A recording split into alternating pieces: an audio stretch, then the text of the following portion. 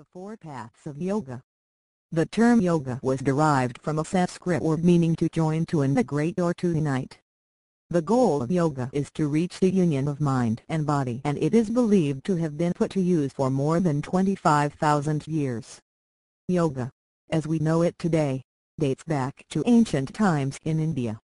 It is hard to specifically pinpoint the time in history when it truly originated, since different versions are being passed on from one group to another.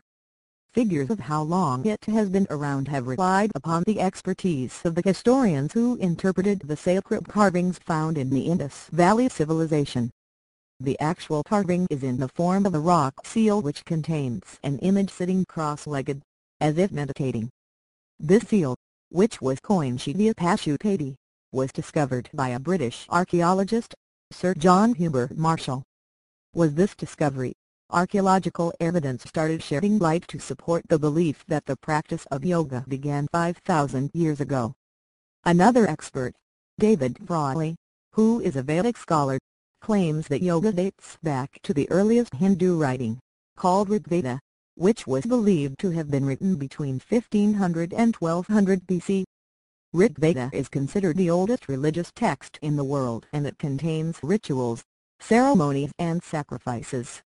Vedic yoga is the first known yoga practiced by ancient people. Its purpose was to connect the people to the spirit world.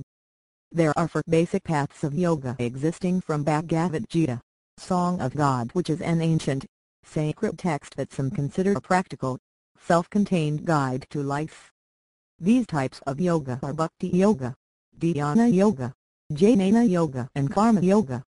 Bhakti is a Sanskrit word meaning devotion, and this form of yoga is based on the spiritual practice of developing a loving devotion to a higher power, such as God.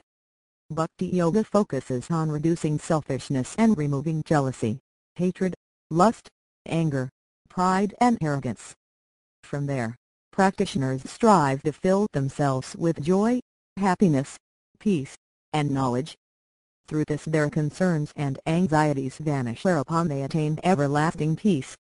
Dhyana is the Sanskrit word for meditation, and the focus is to calm or silence the restless mind and allow the practitioner to look into their inner consciousness without distraction from the outside world.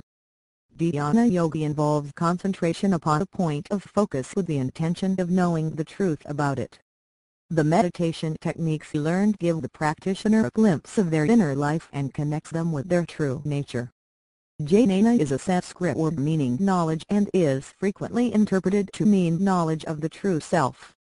Jnana yoga is based on the study of philosophy and meditation as a means to unify the body and mind in order to achieve enlightenment. In this method, the body and mind must be purified for a person to totally experience the joy of liberating the soul and connecting with the real self. Karma is derived from the Sanskrit word meaning to do, and in its simplest sense karma means action. Karma yoga's focus is on adherence to duty and emphasizes selfless action and service with pure intention devoid of selfish motive. Many believe that Mahatma Gandhi was a karma yoga practitioner. Practitioners of this yoga method strive to do things to the best of their ability, without causing harm to others and attachment to the outcomes of their actions. Bhagavad Gita is one of history's most compelling and profound manuscripts, and while there are many interpretations, each of these yoga paths all strive towards the same goal of self-improvement, mastery of and gradual purification of body and mind, leading to a state of self-realized enlightenment. The four paths of yoga. The term yoga was derived from a Sanskrit word meaning to join, to integrate or to unite. The goal of yoga is to reach the union of mind and body, and it is believed to have been put to use for more than 25,000 years. Yoga, as we know it today, dates back to ancient times in India. It is hard to specifically pinpoint the time in history when it truly originated, since different versions are being passed on from one group to another. Figures of how long it has been around have relied upon the expertise of the historians who interpreted the sacred carvings found in the Indus Valley Civilization.